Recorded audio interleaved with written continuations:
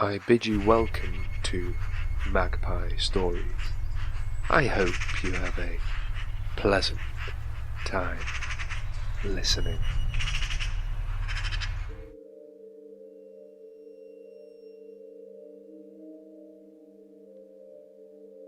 No Absolution. Path to Corruption. Part 3 of 3.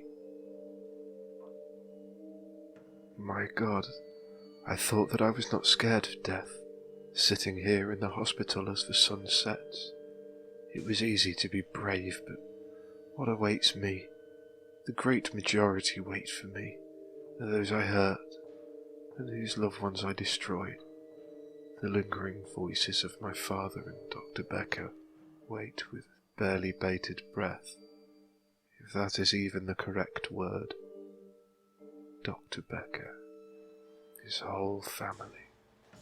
I will not go into the screams and the blood and fire here.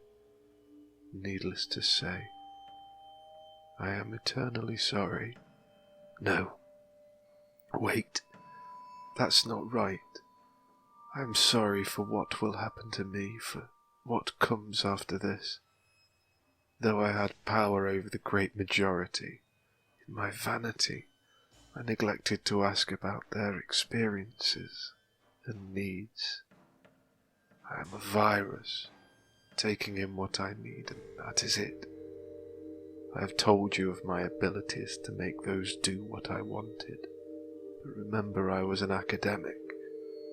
To my eternal shame, I tried to induct others into these mysteries.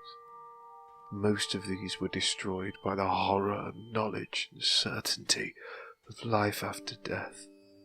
All those individuals were remarkable in one way or another.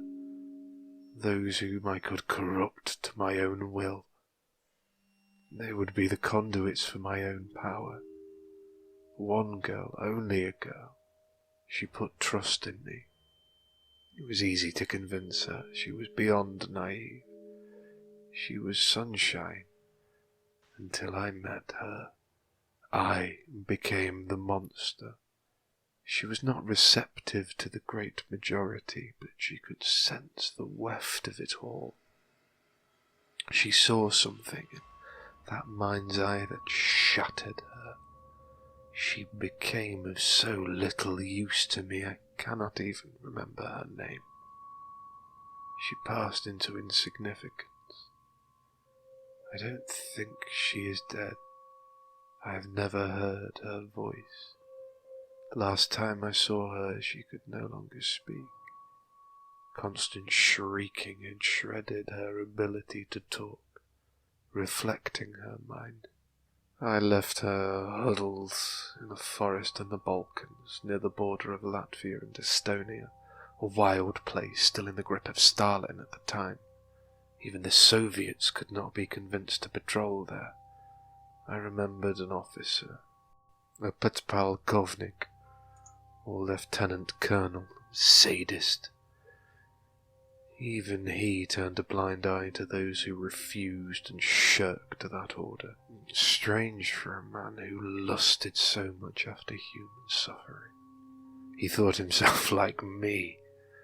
What my comrades never knew was that I did not enjoy pain and suffering. I was Machiavellian to it.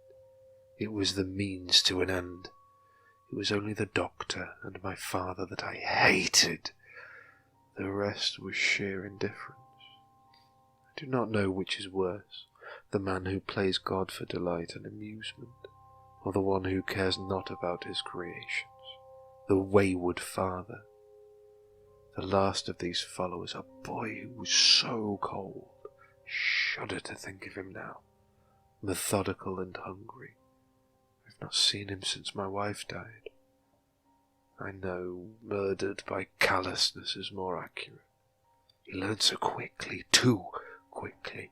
I can vaguely picture him now. He was only just younger than myself. He, like the Russian officer, was a sadist who thirsted for power. The only person who took more from me than I could take from them. He experimented with the great majority, asked questions that even they hid from me. even using the powers I could wield over them. These drugs are no longer working. I can feel the pain of my poisonous existence. If I could muster it, I would scream for help. I hear the shriek of rubber on polished floor and it goes through my soul like a knife. I stare down at the tubes going into my arms. The wounds are black, like the tattoos on my body. They look strange, like they are eating my flesh. God, I'm so thirsty. I just need water. As I claw gently, feebly at the glass, I have no strength to lift it, and it falls to the ground. One of the many laughs I can hear. False muscles creak into a smile. A nurse pokes her head around the door and ignores the puddle of snowflakes of shattered glass. She walks away. I can only follow her with my milky eyes. I must be close. Death must be close.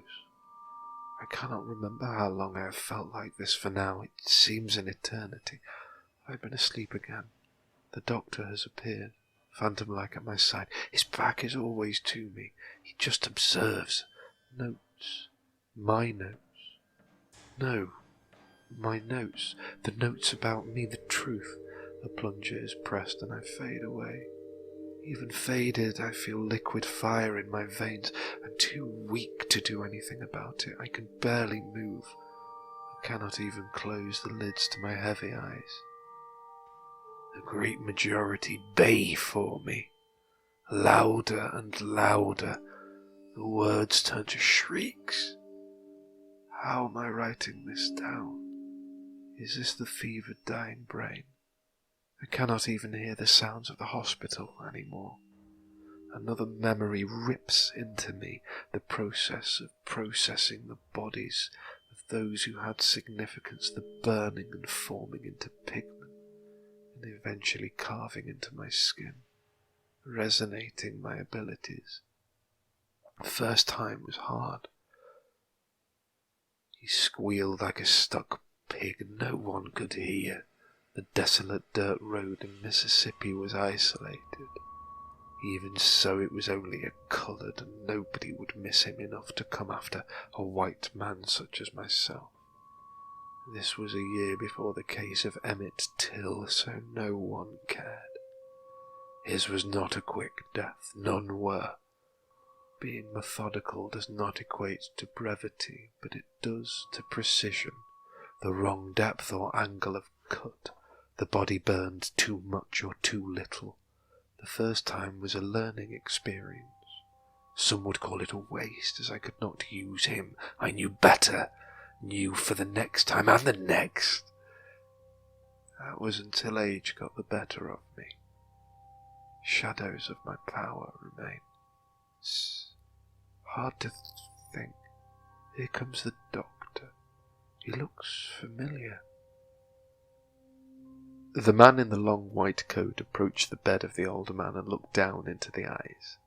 They were dark, secretive pits of blackness. He continued looking and smiled. What knowledge he must have to share. The grin widened. He would have that knowledge. He slowly reached down into his pocket.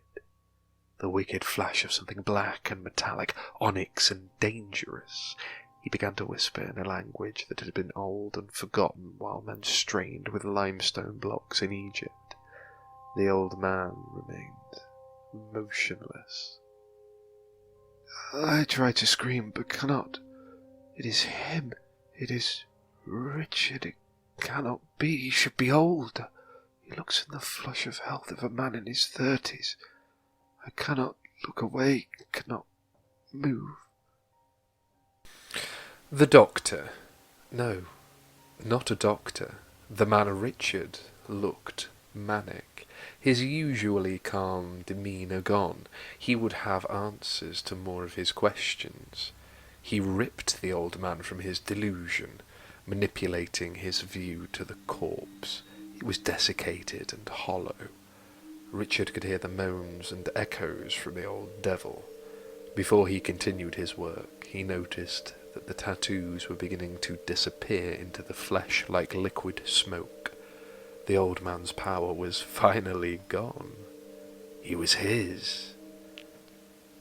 "Well now, you're at my beck and call," the refined English accent stated. The old man's essence longed for the cruelty he was due from the great majority, but they were gone. He was left with Richard, trapped inside his dusty corpse. How had Richard managed to make him think he was still alive? Richard had been watching, listening to everything, and the old man realized his thoughts had not been private. He had left his explanation not to the world, but to Richard. The fire of pain was beginning to tingle. It would not be long before his knowledge would no longer be his. Even with the sins he had accumulated, he did not deserve this. Richard smiled. At heart, he was a sadist who lusted after power.